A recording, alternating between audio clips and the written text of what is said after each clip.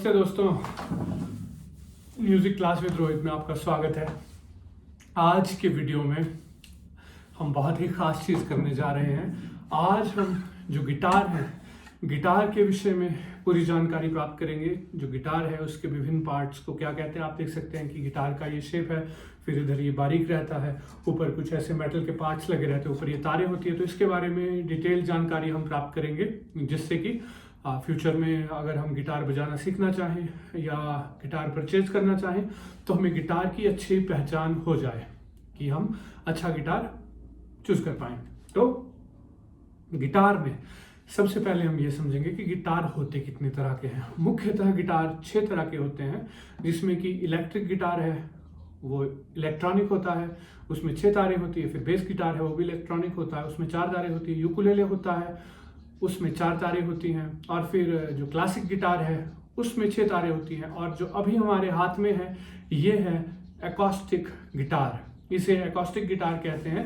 इसकी जो तारें, इसे एकॉस्टिक गिटार इसलिए कहते हैं, 6 तारें इसमें रहती हैं। इसके एकॉस्टिक गिटार कहलाने का कारण है इसकी तारें मेटल की होती हैं, स्टील की होती हैं इसकी तारें।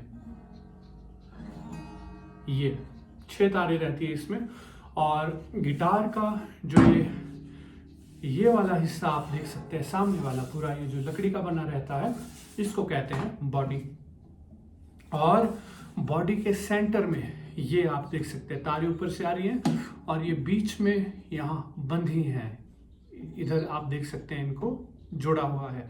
तो ये जहाँ पे जोड़ा है वहां पे उभरे हुए लकड़ी के हिस्से को आप देख सकते हैं, इसको ब्रिज कहते हैं। ब्रिज में ये 6 तारें जुड़ी रहती हैं ऊपर से नीचे आके। और फिर यहाँ पे आप देख सकते हैं ये होल्स हैं, इसमें बीच में थोड़े थोड़े छेद हैं। इसका डिजाइन कुछ और है। ज्यादातर गिटारों में बीच में ऐसे छेद रहता है, यहाँ पे एक गोल आकार का छिद्र रहता है। तो इसको साउंड होल कहते हैं। साउंड होल का उपयोग ये रहता है कि जब हम गिटार बजाते हैं तो आवाज गूंजती है, इससे आवाज गूंजने से फिर एको होता है और हमें सुनने में अच्छी लगती है। और ये गिटार जो रहता है भीतर से खोखला रहता है, तभी इसकी जो आवाज गूंज के बाहर आती है। और फिर ये बॉडी से ये लकड़ी का ऊपर का जो हिस्सा रहता है इसको नेक कहते हैं गिटार का। इसको फ्रेटबोर्ड या नेक कहते हैं ऐसे। और इसके ऊपर आप देख सकते हैं ये ऊपर को तो ऐसे तारे रहती हैं, इस तरह से 6 तारे हैं।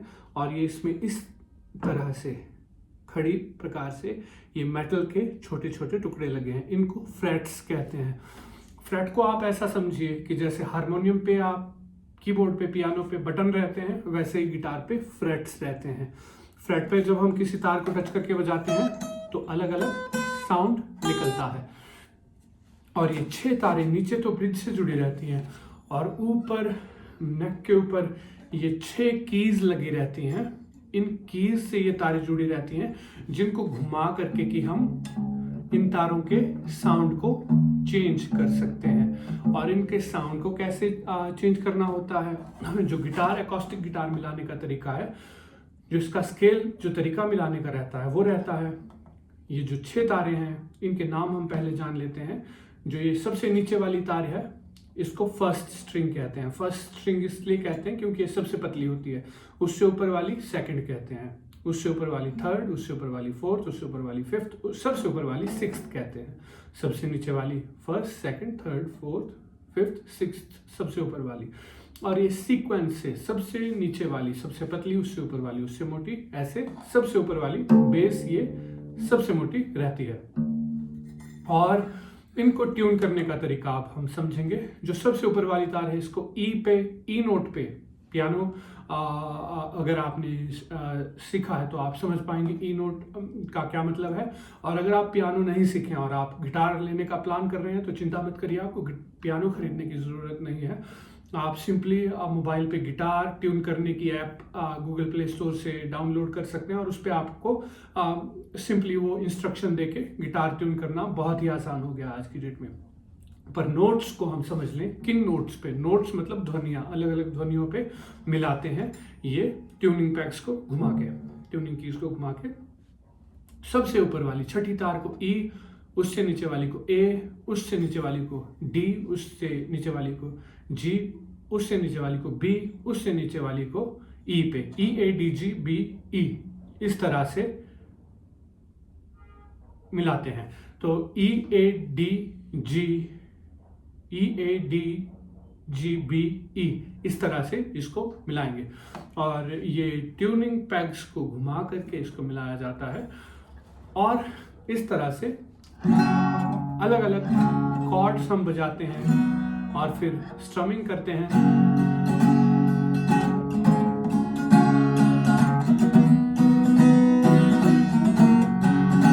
ये हम किसी और वीडियो में सीखेंगे कि बजाना कैसे गिटार को, क्योंकि आज का वीडियो जो था वो था गिटार के अलग अलग पार्ट्स के नाम और इसको ट्यून करने का जो तरीका है वो कैसे हम ट्यून करते हैं इसके बारे में। आपसे मुलाकात होगी फिर म्यूजिक क्लास विद रोहित के अगले एपिसोड में।